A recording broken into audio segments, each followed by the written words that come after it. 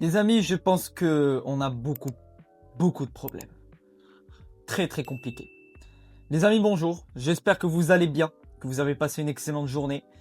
Victoire 1-0 du Real face à la Juve. Ce que je peux vous dire, c'est qu'il y a un énorme chantier. Un énorme chantier dans ce Real Madrid. Très très compliqué comme victoire. Une victoire qui n'est pas rassurante. Une victoire qui me laisse présager un classico où on pourrait subir, puisqu'en face de nous, on aura le Barça, offensivement et au milieu de terrain qui crée d'une meilleure manière que nous.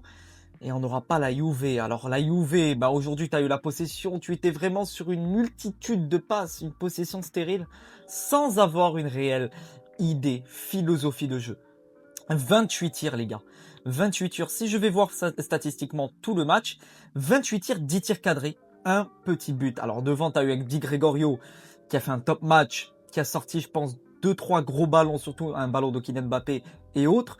Je l'avais mis dans mon avant-match, j'avais dit comme quoi il pourrait être dangereux. Et il pourrait nous dégoûter sur certaines actions. Chose faite, sur 2 actions de Kylian. Kylian qui n'a pas marqué. Kylian qui a raté ses 2 occasions. Voire 3. Pas mal d'occasions. Et donc tu finis 1-0 sur un but. Voilà. Un tap-in de Jude Bellingham. Sur une occasion de Vinicius qui crée de manière individuelle. Et c'est toujours la même chose. Je vais revenir en plein écran. C'est toujours la même chose avec le Real. C'est de l'individualité. Il n'y a pas de collectif, il n'y a pas de création, il n'y a pas de milieu, il n'y a pas d'organisation. J'ai l'impression de me répéter plusieurs fois depuis le début de cette saison. En Coupe du Monde des clubs, tu avais un Real Madrid qui commençait à émerger, on commençait à sentir quelque chose, surtout au match face à Salzbourg.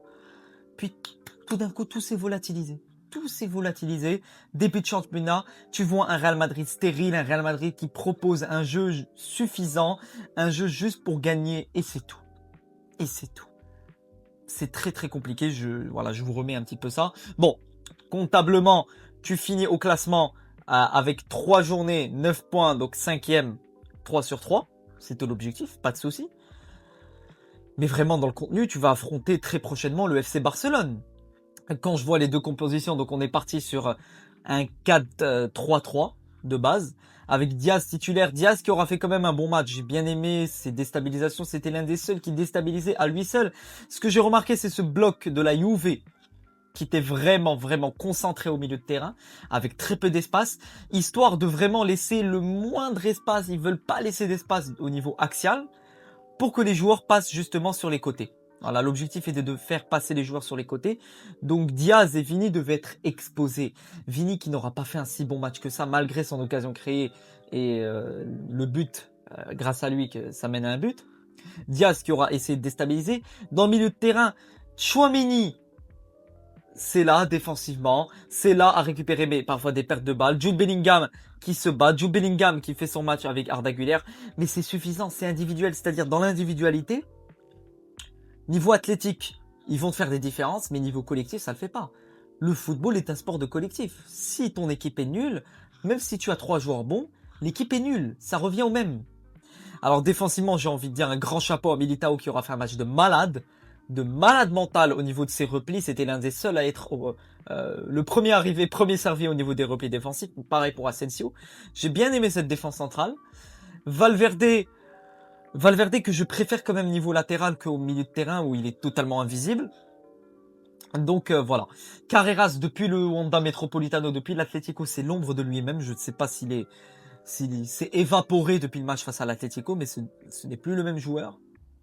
Donc voilà, Mbappé qui ne marque pas comme je vous l'ai dit. Entrée de Camavinga, Fran Garcia, Mastantuono et Gonzalo à la 84e et 88e. Même ça me rappelle les changements de Carlo Ancelotti.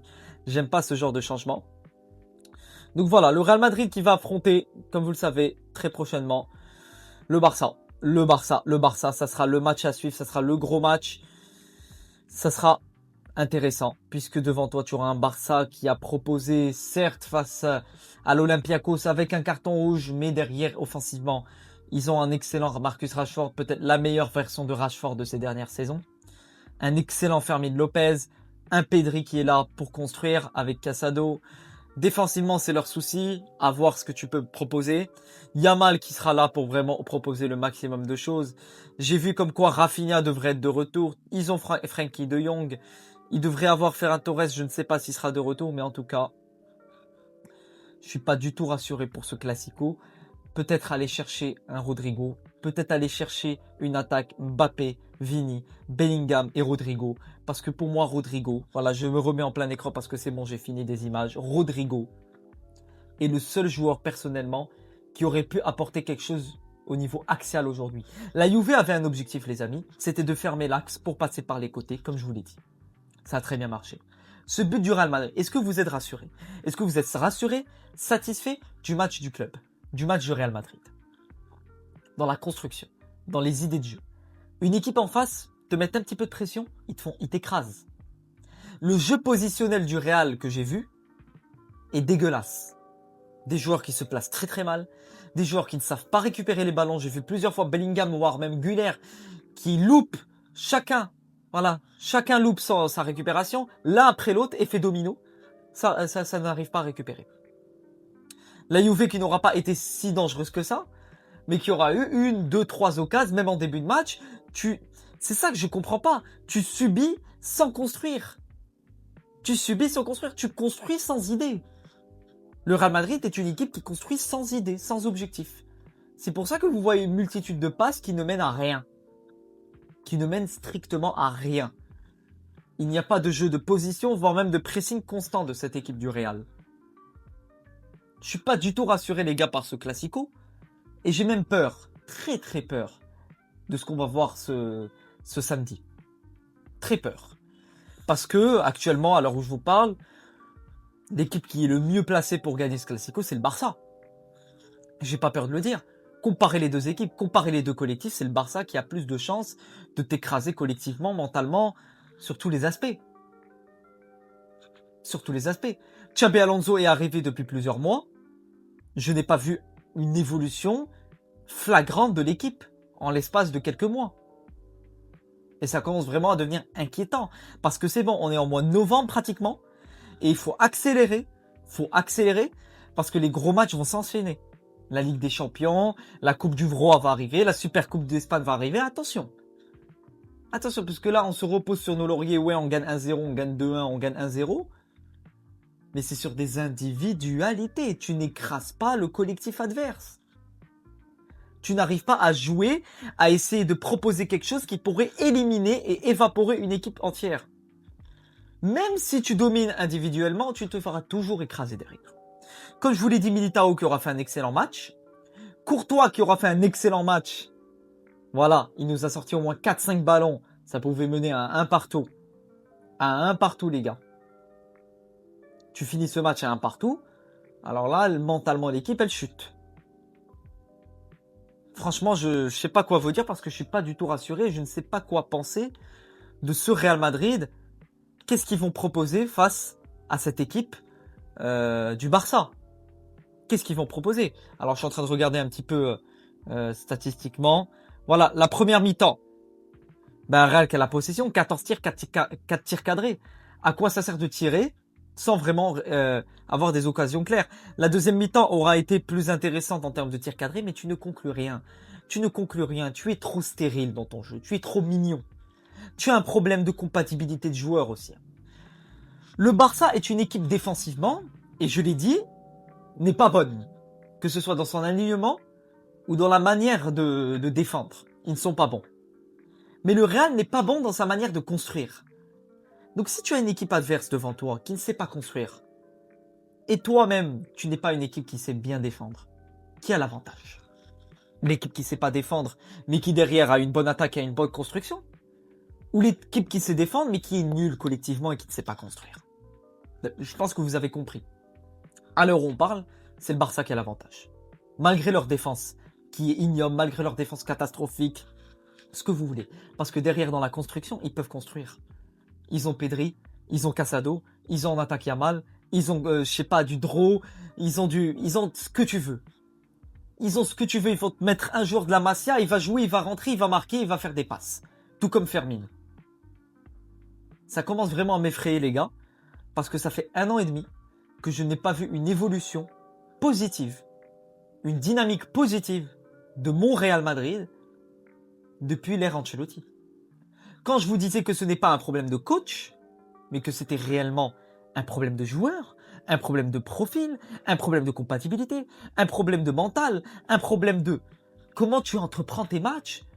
Tu es au Real Madrid. Et franchement, il y a un énorme chantier. Et ça fait 3 mois qu'on dit qu'il y a un chantier. Et tu es devant toi, tu as le Classico. Tu as un Classico devant toi. Tu as un Classico devant toi alors qu'on continue à dire oui, on a ça comme souci, on a ceci, cela, le milieu il est pas bien, l'attaque elle est pas complémentaire, il y a Mbappé qui nous sauve, au milieu de terrain on n'arrive pas à construire parce que derrière la combinaison de Tchouaméni-Valverde ça combine pas, les latéraux ça fonctionne pas, par exemple Trent Alexander-Arnold ou Carreras qui fait des bourdes depuis l'Atlético. Oh, il y a un moment il faut commencer à se poser les bonnes questions. Xabi Alonso qui vient du Bayer Leverkusen et il sort d'un Bayer qui, collectivement et individuellement, est très bon, qui sont champions d'Allemagne, en titre, etc. Il arrive au Real, c'est le néant, et c'est le même jeu, le même profil de jeu, la même idéologie que les Ancelotti. Je dirais même que c'est même pire à certains moments, à certains matchs, que l'ère Carlo. Et j'ai pas peur de le dire. Je vais pas vous dire que Xabi out comme certains peuvent le dire, parce que pour moi, je m'en fiche. Le problème n'est pas Xabi. Tu peux me ramener n'importe quel entraîneur actuellement, j'ai l'impression que tu auras la même mentalité et la même façon d'entreprendre tes matchs que les deux coachs. Il y a un énorme souci actuel au Real Madrid. Et je ne sais pas comment tu vas résoudre ces problèmes. Tu as battu la Juve, il n'y a pas de problème. Sur une action individuelle de Vinicius. Mais maintenant, qu'est-ce que tu vas faire? Tu vas toujours miser sur tes individualités? Et si devant toi, ils te mettent 2-3-0 dès le début parce que collectivement, ça marche sur le milieu? Et s'ils gagnent la bataille du milieu? Et si tu fais des fautes défensives? Et si tu te fais récupérer au contre-attaqué? Et oui, tu seras mené 3-4-0. Et tu ne pourras plus revenir. Individuellement ou pas individuellement, on s'en fiche. Le collectif surpasse les individualités. C'est ce que je voulais dire. Donc voilà les amis. Maintenant, bon, le Real, comptablement, ils sont à 9 points sur 9. Il n'y a pas de souci, c'est bien côté Ligue des Champions. Mais niveau avancé, niveau vision à long terme sur cette saison, il y a des choses à dire. Il y a des choses à réfléchir. Il faut réfléchir. Et vous-même, vous devez me dire en commentaire quel est le réel souci. Il y a un problème, les gars. Vous ne pouvez pas venir me dire oui, on gagne. Donc oui, il y a des problèmes, mais non, on gagne. Je dis pas le contraire. Mais il y a des soucis. Mais il y a de gros soucis. Il y a de gros soucis qui t'amèneront à ne pas battre des grosses équipes. Il y a des soucis qui t'amèneront à ne pas gagner des titres. Parce que pour gagner des titres, tu seras obligé de tomber face à un gros. Pour gagner une Ligue des Champions, pour gagner une Coupe du Roi, pour gagner même une Liga, tu dois être régulier. Et si tu n'arrives pas à être régulier, ça veut dire que tu as un problème collectif. Pour être régulier, il faut être collectif. Tu ne l'es pas. Donc voilà. Alors si j'ai envie de revenir, alors je remets plein d'écran, si j'ai envie de revenir sur quelques individualités, donc Mbappé qui a, c'est premier match depuis Majorque, donc ça fait un bon bout de temps qu'il ne marque pas. Bon, pas de souci, il s'est créé quand même pas mal d'occasions. Bellingham buteur, le duo Bellingham-Güler, je m'attends à mieux. Personnellement les gars, je pense qu'il faudrait quand même partir sur un 3-5-2. Comme ce qu'on a pu voir face à Levante, comme ce qu'on a pu voir face à Salzbourg en Coupe du Monde des clubs. Partons sur un énorme milieu de terrain, un milieu à 4 voire à 5. Allons sur un milieu de terrain à 4 ou à 5. Je vais vous montrer quelque chose. Alors attendez. Parce que les gars, franchement, c'est quelque chose qui devient de plus en plus effrayant. Le niveau actuel du Real Madrid en termes de collectif. Attendez, parce que là, ma connexion ne fonctionne pas. Ma connexion, les gars, ne fonctionne pas, comme d'habitude. C'est effrayant. Bon, je voulais vous parler un petit peu de la compo et vous dire que l'important, c'est de repartir sur un 3-5-2. Pour moi, l'important, c'est de repartir sur un 3-5-2. Tu mets 3 défenseurs, tu mets 5 milieux de terrain, tu mets Güler, Bellingham, Tchouaméni. Tu peux mettre Camavinga, tu peux mettre Dani Ceballos. D'ailleurs, Dani Ceballos, il est où? Il est blessé. Le retour de Wissem peut nous faire du bien au niveau de la construction. À voir s'il sera disponible pour le Classico. Rudiger, défensivement, oui, il va t'apporter ce côté rugueux. Mais pour moi, les retours importants, c'est Dani Carvajal, c'est Dean Huijsen. Et c'est aussi Dani Ceballos qui peut t'apporter quelque chose au milieu de terrain. Donc voilà les amis. Voilà pour ce débrief. J'espère qu'il vous aura plu. N'hésitez pas à me dire en commentaire ce que vous avez pensé de ce match. Donc attendez, voilà. Enfin ma connexion a marché. Alors je vais vous mettre 3-5-2. Alors tac tac tac tac tac 3-5-2. Voilà, partir sur ça. Hop là. Vini. Mbappé. Ensuite, milieu de terrain. Arda. Jude Bellingham. Et par exemple, juste ici, tu peux mettre Kamavinga.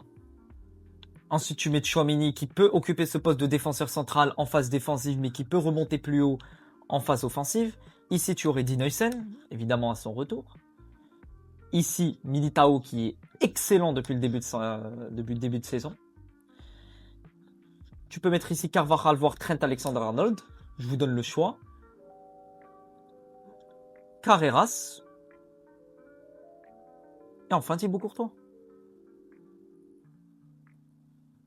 Voilà. Là, si tu appliques ce dispositif tactique, ce dispositif-là, les gars, tu l'appliques de manière régulière, tu peux trouver des changements. Parce que tu auras un milieu de terrain garni, tu auras une attaque à 2, tu auras des latéraux qui feront le travail, et tu auras même un milieu à 4, puisque tu as Tchouaméni qui peut occuper un poste de défenseur, et un poste également de milieu de terrain. Et tu aurais les latéraux qui pourront redescendre, et les défenseurs centraux qui pourront donc se replacer. Donc tu pourrais avoir une équipe un petit peu étalée de cette manière-là. Comme ça, à certains moments. Donc voilà les amis pour cette vidéo, je ne vais pas parler plus. Voilà, c'était mon anniversaire, c'était encore une fois un match le jour de mon anniversaire. Nouvelle victoire ajoutée dans la collection. J'espère que ce débrief vous aura plu, on se retrouve très prochainement pour l'avant-match de ce Classico. On va voir ce qui va se passer les gars, hâte de ce Classico, évidemment, les débriefs qui vont venir dans les jours qui viennent. À la Madrid, in Adamas, et à bientôt pour de nouvelles aventures. Ciao les gars.